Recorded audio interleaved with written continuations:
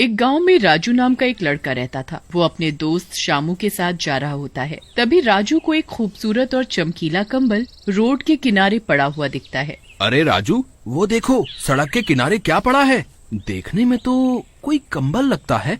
राजू और शामू कंबल के पास जाते हैं। अरे वाह राजू, क्या कंबल है, मजा आ गया। मैंने तो इतना खूबसूरत नर्म कंबल कभी देखा ही नहीं। क्यों ना इसे उठा लें। अरे ये क्या कह रहे हो शामू, भला इतना सुंदर कंबल कौन यहाँ छोड़ेगा। मुझे तो कोई गड़बड़ लगती है। तुम ये कंबल मत उठाओ यार। तुम भी कैसी बात करते हो राजू, हैं? लगता है जासूसी नॉवेल ज्यादा ही पढ़ने लगे हो आजकल, है? कुछ नहीं होगा मेरे भाई, कुछ नहीं होगा। देखो, ऐसा कहकर शामू राजू के मना करने के बावजूद वो कंबल उठा लेता है और अपने घर लेकर चला जाता है। ये राजू भी ना फालतू में ही शक करता है। इतना बढ़िया कंबल तो है ये, है? आज छत पर खुले आसमान में तारों की छांव में लेटूंगा इसके ऊपर फैल करके, मजा आ जाएगा। हाँ। ऐसा कहकर शामू रात होते ही अपने घर की छत पर चला जाता है और अपनी खटिया में जाकर कंबल लेकर सो जाता है। आधी रात होते ही चारों तरफ से कुत्तों के भौंकने की आवाजें आने लगती हैं और शामू की खटिया भी जोर जोर से हिलने लगती है। खटिया के हिलने की वजह से शामू उठ जाता है।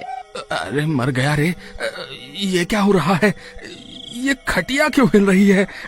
मम्मी, मम्मी बचाओ। शामू उठकर भागने की कोशिश करता है, लेकिन वो भाग नहीं पाता और कंबल उससे चिपक जाता है। ये क्या हो रहा है। कंबल हट क्यों नहीं रहा। कंबल चिपक गया है। तभी वहाँ चारों तरफ धुआं ही धुआं फैल जाता है। डरावनी डरावनी आवाजें आने लगती हैं और वहाँ एक खतरनाक चुड़ैल आ जाती है। वो चुड़ैल बहुत ही डरावनी होती है। अब तो मेरे कब्जे में है। चुड़ैल को देखते ही शामू बेहोश हो जाता है। तभी चुड़ैल वहाँ से गायब हो जाती है और कंबल शामू को लेकर उड़ने लगता है और जंगल में एक गुफा के अंदर लेकर चला जाता है। तभी शामू को होश आ जाता है। अरे कहाँ फंस गया रे, ये तो गुफा है, मैं यहाँ से कैसे निकलूंगा।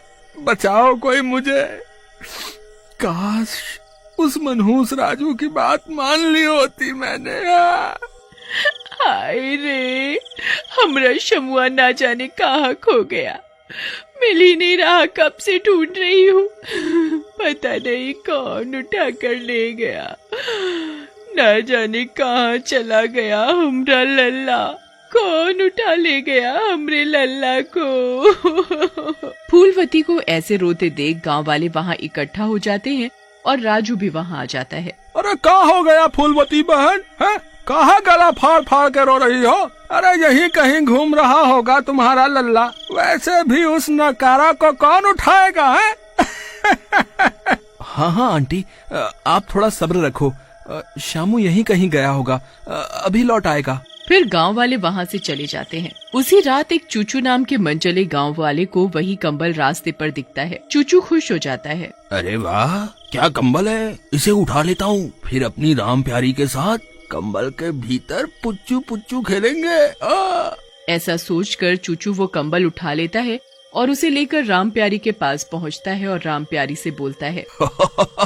अरे ओ राम प्यारी, देखो कितना बढ़िया कंबल लाया हूँ।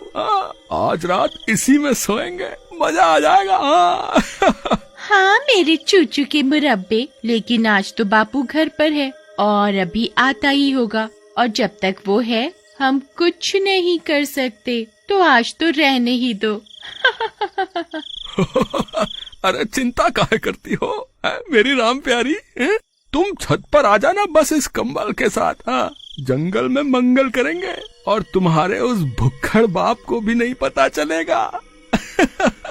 फिर चूचू वो कंबल राम प्यारी को देकर वहाँ से चला जाता है। अरे वाह राम प्यारी, कितना बढ़िया कंबल लाई हो, है? तुम मेरी सच्ची बेटी हो। हाँ, आज मैं इसी कंबल में छत पर सोऊंगा। वाह, मजा ही आ जाएगा। ऐसा कहकर भौचक वहाँ से कंबल लेकर छत पर सोने चला जाता है।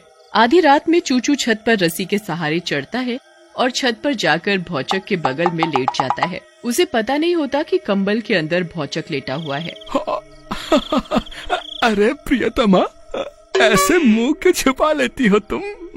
तुम्हारा चूचू ही है। चलो कंबल से मुंह निकालो और अपना चांद सा चेहरा मुझको दिखाओ। तभी चूचू कंबल जोर से खींचता है और कंबल भौचक के ऊपर से हट जाता है। प्रियतम है, अभी बताता हूँ। गली के लफंगे मेरी फूल सी बेटी पर डोरे डालता है? अभी बताता हूँ तुझे। अरे अंकल, आप यहाँ कैसे हैं? अबे मनहूस, ये मेरा घर है, मैं नहीं तो यहाँ तू होगा क्या? है रुक, अभी बताता हूँ तुझे। लेकिन इससे पहले कि भौचक कुछ करता, कंबल उन दोनों को अपने लपेटे में ले लेता है और तभी चुड़ैल वहाँ आ जाती है। द्वार आ गए। इस जादुई कंबल की वजह से कुछ ही दिनों में मेरा लक्ष्य पूरा हो जाएगा। अरे कौन हो तुम? है और हमें काहे पकड़ लिया? अरे ले जाना है तो इस मनहूस को ले जाओ, मुझे छोड़ दो। लेकिन चुड़ैल उनकी एक नहीं सुनती और वहाँ से चली जाती है और उसके पीछे पीछे कंबल भी उन दोनों को उड़ाकर ले जाने लगता है। नीचे दो शराबी ऊपर उड़ते हुए कंबल को देख रहे होते हैं। अरे ये का सोहन भाई, लगता है हमका चढ़ गई है। हम अभी दो आदमी को उड़ता हुआ देखे मेरे भाई। भैया कैसी बात करत हो?